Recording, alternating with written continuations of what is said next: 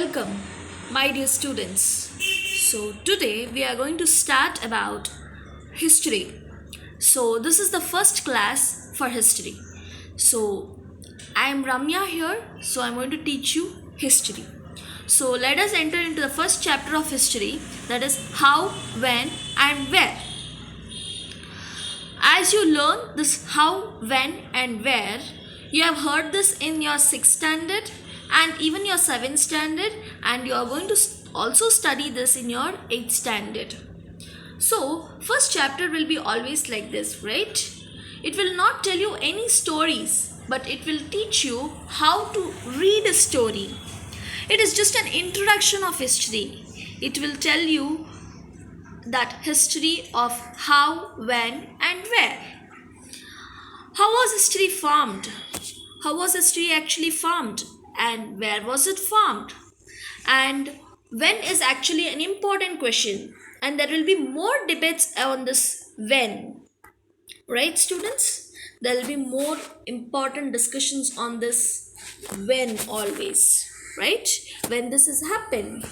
And where, when I'm speaking to you now, I will always question where am I speaking and when am I speaking. So these where and when are two important discussions, and there'll be more debates on this. And this chapter just tells you the basic of history. In your 6th standard, you would have read about the ancient times, right? And in your 7th standard, you would have read about the medieval history, right?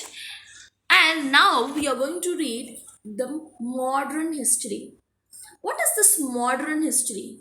Modern history is nothing but the history after the British, right?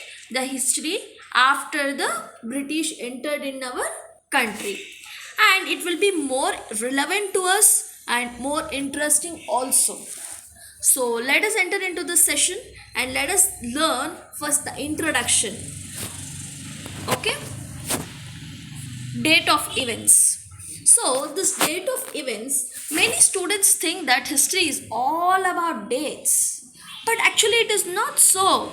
It is not centered with actually only dates. It is about finding how things were in the past and how it has changed in the present, right? And it also tells that which date has to be considered as important in the history and why this dates is considered as important, and that is also leads us to some kind of arguments which you will read in the further classes. Next, method of periodization. James Mill, you can see a photo here. He is Mr. James Mill. So he has actually periodized our history. He has periodized our history into ancient, medieval, and modern. So we are going to read that he has done a right thing, or is there any other flaws in that? We are going to read about it. And next, what is colonialism? So what are colonies? We are going to read about the colonies. See, I'll give you a basic rough idea on what is colony.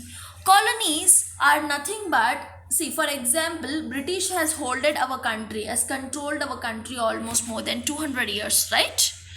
So British were using India as a colony. What is this colony is? India was supplying raw materials to British.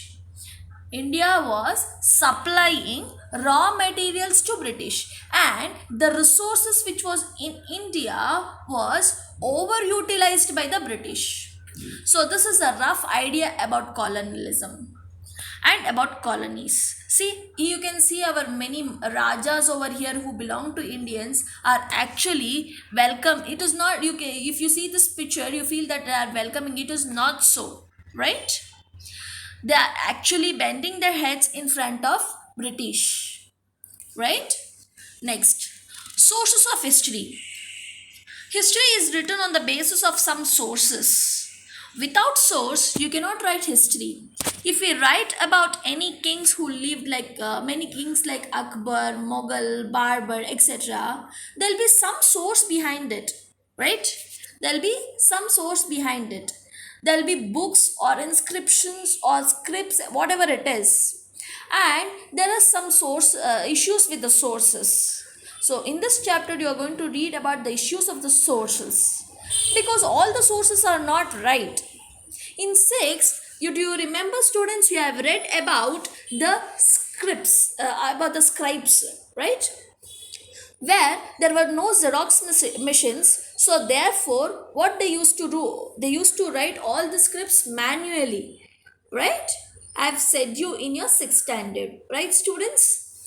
So, but the time does not have to be always precisely, okay, and in terms of particular or year. You cannot tell in this particular time only this particular thing has happened, or this particular year, or this particular month.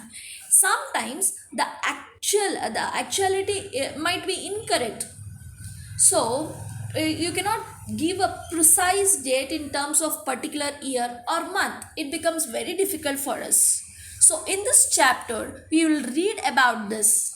It's just a basic history, and let us read about where, how, when, and where. And please be clear with the concepts rather than breaking your heads with the numbers.